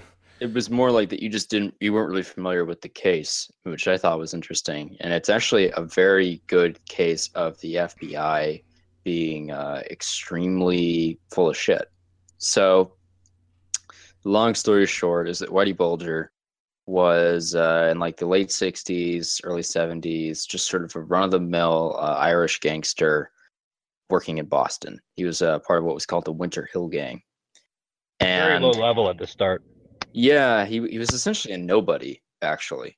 And his brother was Billy Bulger, who was the president of the Massachusetts State Senate, amongst other various high-level political positions. He was a very powerful Democratic Party official in Massachusetts and just nationally. And Whitey was the troublemaking brother who went to prison, went to Alcatraz at one point, actually, and came back to Boston just to knock over vending machines and steal cars, maybe shoot a black guy here and there. Really just sort of obnoxious stuff. Now, Whitey had one thing up his sleeve, which was a lot of connections in the criminal underworld of Boston and a good amount of intelligence on who was doing what, including a lot of the more powerful crime families. And one of the families he was most familiar with were the Italians, the Patriarca family.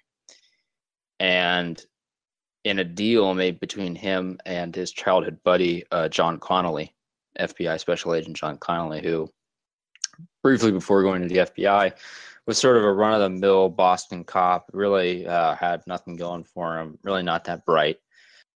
But he was able to worm his way in because the agency didn't want to be seen as elitist, so started hiring locally, and because he could promise local connections to essentially organized crime that he grew up with. In a deal that started like in the mid 70s and like 1975 is the officially when it started, according to the FBI. Bulger started working as an informant for Connolly. And like over the next 10, 15 years, they essentially ran out all the other organized crime from Boston to the point where Whitey Bulger was sort of the kingpin of Boston. There was a few years where he was the undisputed king of crime. And he actually became so power hungry that he started dabbling in, we talked about this in the IRA episode, in arms dealing and drugs dealing on a huge scale with millions and millions of dollars on the line. And the FBI allowed this to happen. They John Connolly and others would essentially report back to the FBI and say, yeah, Whitey did this, but here's the intel we got from him. And this is how we brought down the Italian crime family. And by did this includes all the way up to murder.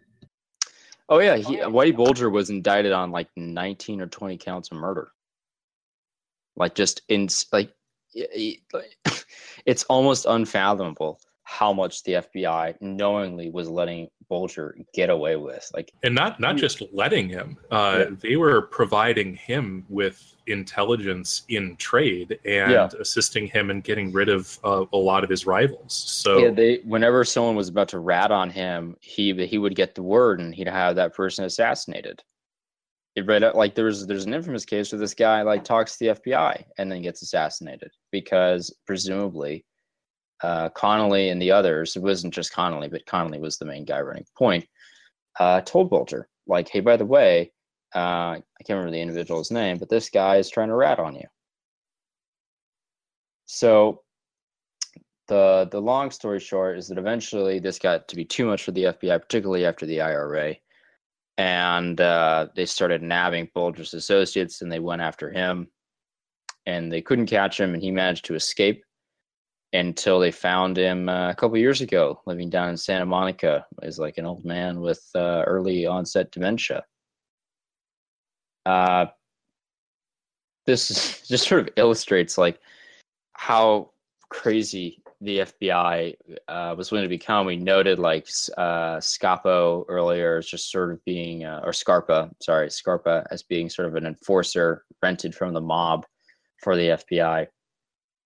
And in the research, I came across a figure that like the FBI will admit at any given time that they have 15,000 informants at any year, any given time, committing crimes.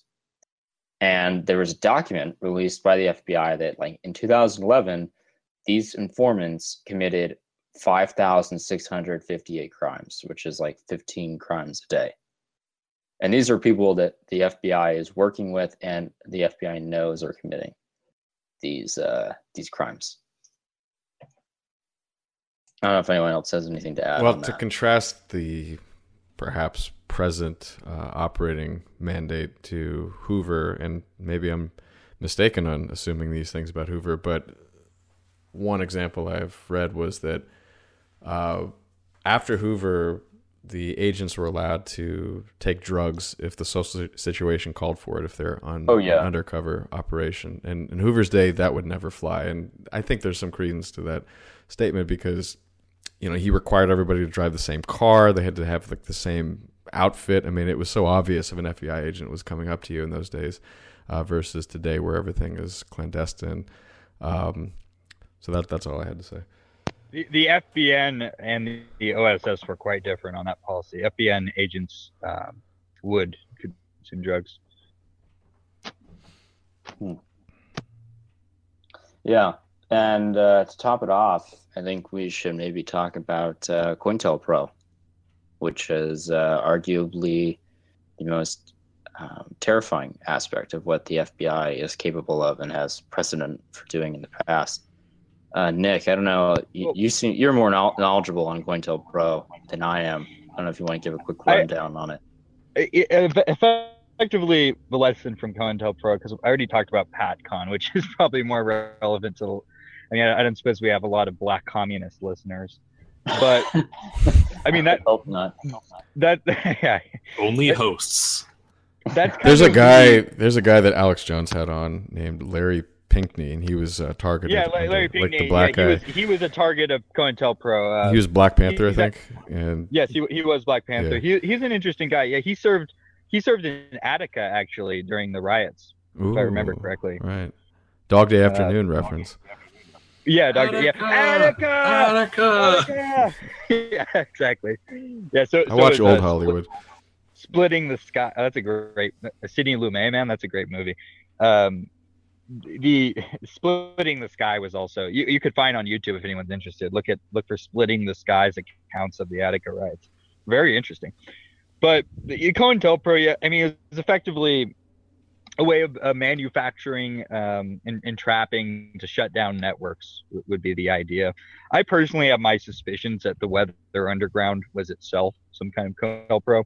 I've never been able to prove. Most people aren't really interested in looking into that from either side, but as a way of the Weathermen started as what, like the Democratic Students League or something like that? Well, they were split off from the SDS, the Students for Democratic Society, and the incriminating part about the Weather Underground is more to do with like who Bill Ayers is and who his father Thomas Ayers was and his relationship. We got into this a little bit. We did an episode, I think, like one of our first on Days of Rage. They were all nice Jewish boys. Like that was their secret. Exactly. That was their secret. But I don't think that there's much evidence. Like the everything that I've read indicated that the FBI had like severe problems for whatever reason getting informants in that. Well, they had a man. They did have a man, and you can see his testimony. I forget the guy's name, but the FBI did have a guy in the Weather Underground. Yeah, eventually they did. But anyways, yeah, COINTELPRO was a way of infiltrating, setting up, and trapping these. It was Larry Grathwohl, by the way. Yeah, that was his name. Correct. Yep. Yeah. You got that. That's where you get the testimony that they were planning to do like full-blown cultural revolution. Yeah, there's a great like 2-minute YouTube clip. I remember seeing this from a while back, where it's basically like Larry giving an interview. It's part of a full segment where he talks about how he infiltrated it. But basically, like, he gives an interview and says, like, oh yeah, they confessed to me that they thought they'd have to kill 20 to 25 million Americans. Yeah, you can get the recording of Bill Ayers making that statement. It's pretty funny. Right, and at this point, though, this isn't a really irrelevant. I mean, COINTEL goes very deep into. Also, for all of the effort that they put into that, like, it seems to have done precisely zero good. Like, they couldn't even shut down the what was it, the National Lawyers League, the National Lawyers Guild, that was bailing out every leftist defendant that was theoretically prosecuted for these things and is still in operation. Like, they couldn't dismantle any of these sort of like long-running ideological and economic and legal networks that are like core leftist infrastructure. No, they could not. And then what ended up happening was Bernardine Dohrn and Bill Ayers ended up living next to Barack Obama and teaching at the University of Chicago. So, and they also stayed out of prison. So I think that the answer to that is probably because they didn't want to. I mean, I think Hoover had much more interest in it than people who came later. But what we see now, more to the present day, is these tactics being applied to gin up Islamic terrorism.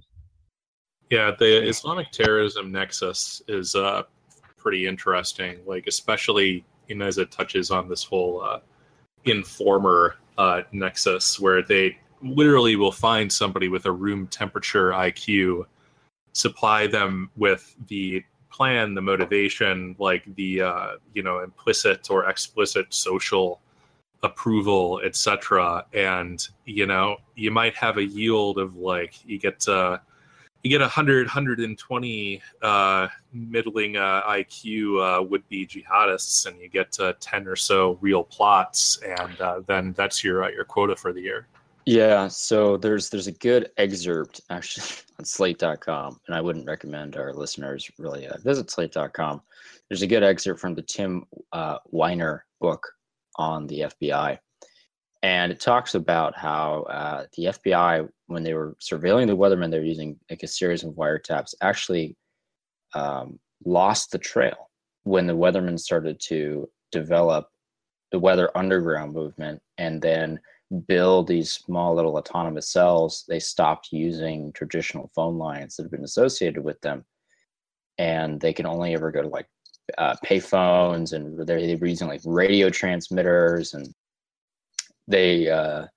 this is when the FBI actually became seriously worried because their traditional methods of surveillance were thrown out the window, and they had no great means of monitoring these highly dangerous and clearly like actionable communist cells.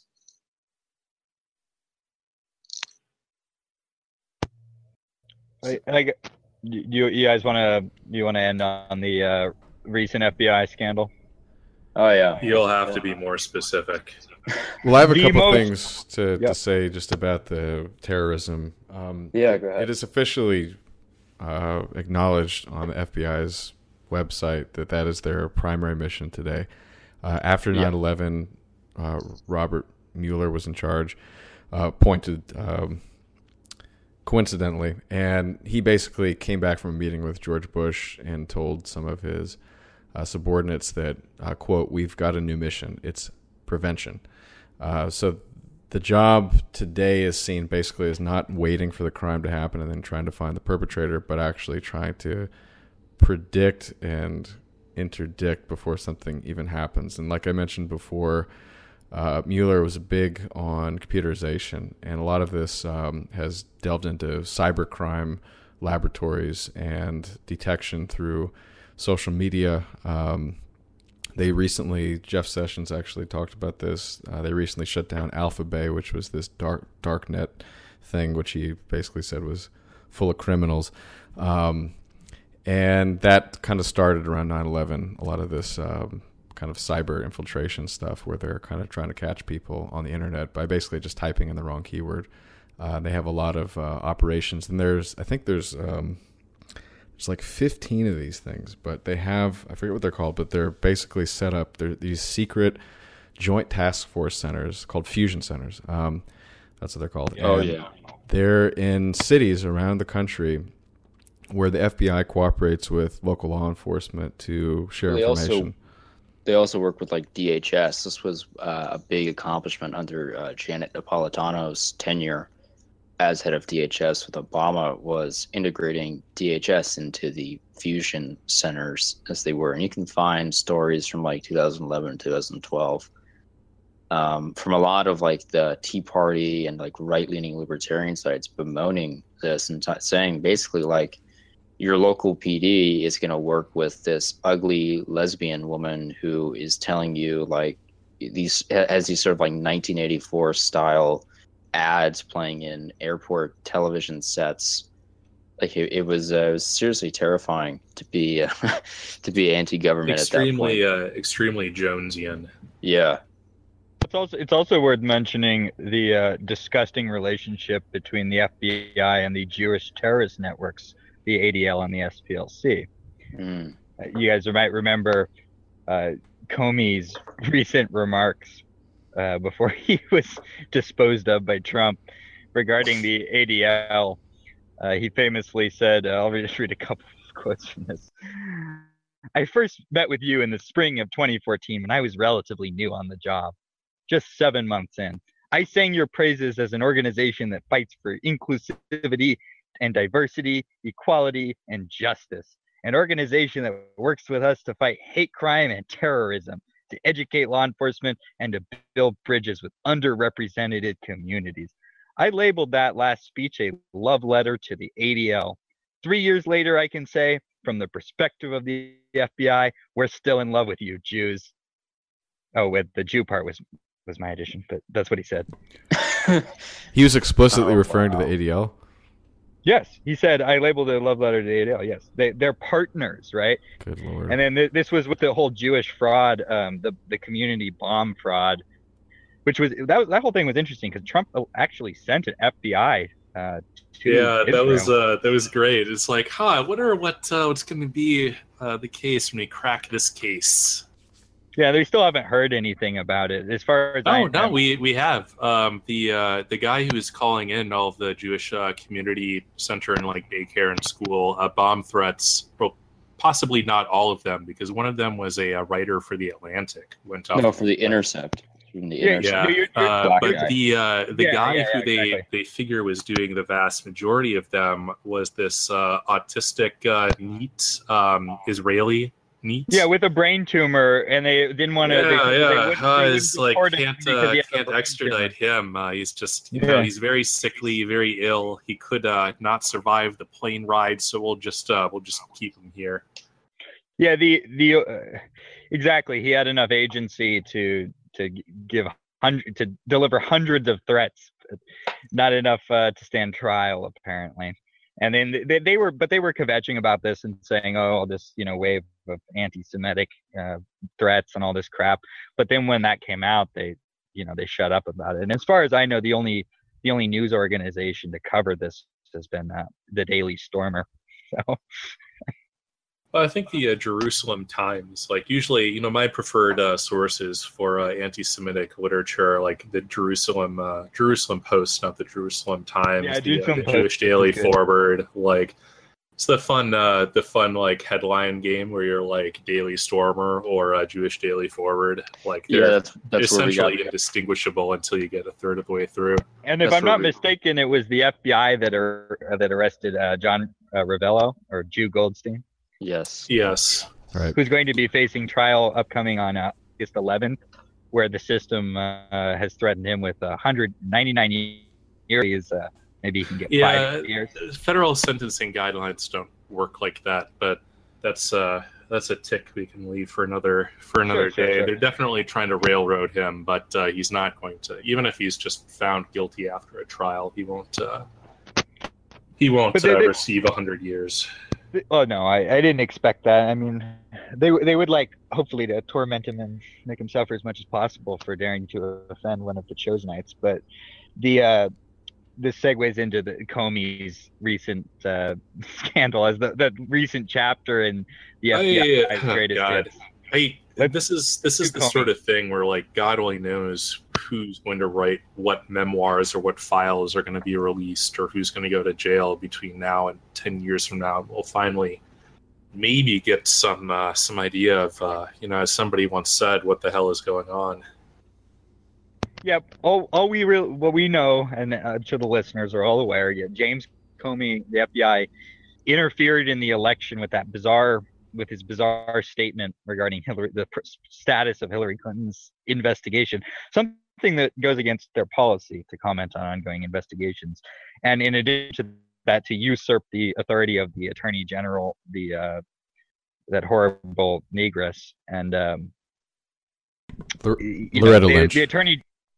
The Attorney General is supposed to decide the prosecution, and Comey took it upon himself to decide that, probably as a way to give plausible deniability to Lynch following her meeting on the tarmac with Bill Clinton.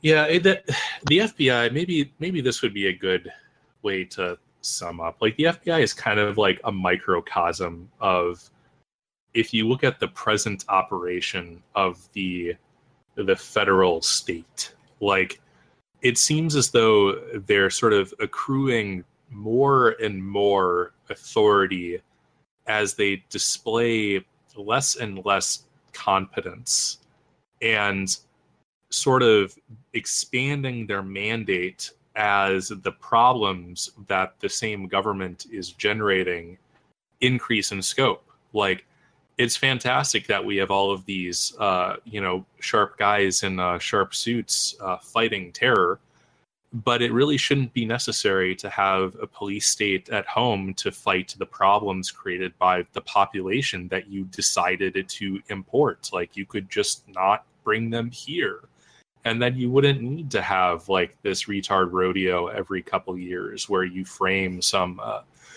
middling agency guy and try to send him to Gitmo for the rest of his life. It would just be a lot easier if you just kind of scaled back the entire endeavor and just didn't engage in so much foolishness that you felt the need to have, like, a massive multi-headed hydra to combat it. And it shows you what justice in America means. It means that Vicki Weaver gets a bullet in her head and Hillary Clinton gets to walk around free, as well as the fact that you have these other organizations that, in theory, that should be obeying federal law, the CIA, the NSA, on and on, these various spies for foreign state of Israel, the ADL itself should, of course, be shut down. I mean, you just look at these people. I mean, all they do is enforce the whim of the political class, and they never enforce the law against these people. I think going forward, there's probably two paths for the FBI. This recent group of scandals probably has the potential, if fleshed out properly, to destroy the FBI, and the FBI could potentially be relegated to just footmen for the NSA, the CIA, the DIA, and the DHS could pick up a lot of slack from what the FBI used to do. Or going forward, depending if you want to destroy then reform the FBI, if you want to rob power from people like the DIA and the CIA, you simply allocate those functions to the FBI increasingly. Either way, I think the FBI within 5 or 6 years is going to be unrecognizable from what it's been in the past. It's going to there's going to be some huge break. They're either going to get massive, they're either going to just continue to scale up in a very different way, or we could just very well see the collapse of the FBI. I don't see them continuing on in their current form anyway. I'm less optimistic. I think they'll grow in scope until they're completely unsustainable, or until the end of time, whichever comes first. I think they're going to be turned into the civil rights American Cheka, and they're going to enforce, once they get their weasel in their hate speech bullshit, they're going to start enforcing anyone who doesn't like faggots and Jews and yeah, that was a real risk if Clinton had taken power, because she was signaling several times throughout her campaign that hate speech legislation was going to be coupled with anti-terror legislation. That's the plan. Which would have meant that the FBI could have become very quickly the NKVD, and then the the KGB. You're right, like very, very quickly, and could have become domestic enforcers of ideology. Yep, I think that's exactly that would have happened very quickly under Clinton, and I think it still will happen, because Trump is not going to be the end of this. All right, gentlemen, let's make this short and sweet so we can all get home for Christmas. Domestic unrest operations? Yeah, the Anita Hill thing has lost steam since October. Well, let it go. We played it right. Unfounded allegations will be flying around in no time. L.A. The Rodney King trial's been moved to Simi Valley, just as you instructed. Call back. Internationally, Bosnia-Herzegovina is set for a February vote on independence from Yugoslavia. America couldn't care less. I'm working on next month's Oscar nominations. Any preference? I couldn't care less. What I don't want to see is the Bills winning the Super Bowl. As long as I'm alive, that doesn't happen. Could be tough, sir. Buffalo wants it bad. So did the Soviets in '80. What are you saying, you rigged the Olympic hockey game? What's the matter? Don't you believe in miracles? The boss gave the Russian goaltender a little pre-game good luck pat on the back. Unseen Novocaine needle on a bogus wedding ring. Goalie's a little slow on the stick side. 4-3, home team. Payback's a bitch, Ivan. Well, gentlemen, if that'll be all. One thing internally, sir.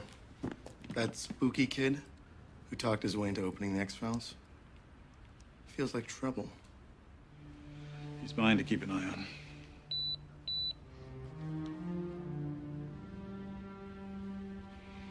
Gorbachev has just resigned. There's no more enemies.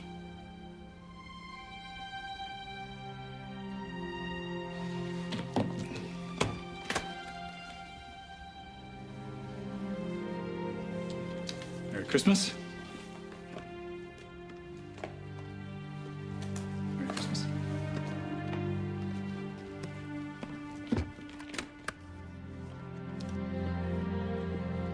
If you don't have any plans, sir, we're all getting together with our families out in Virginia. You're more than welcome to. Oh, well, I have to see some family.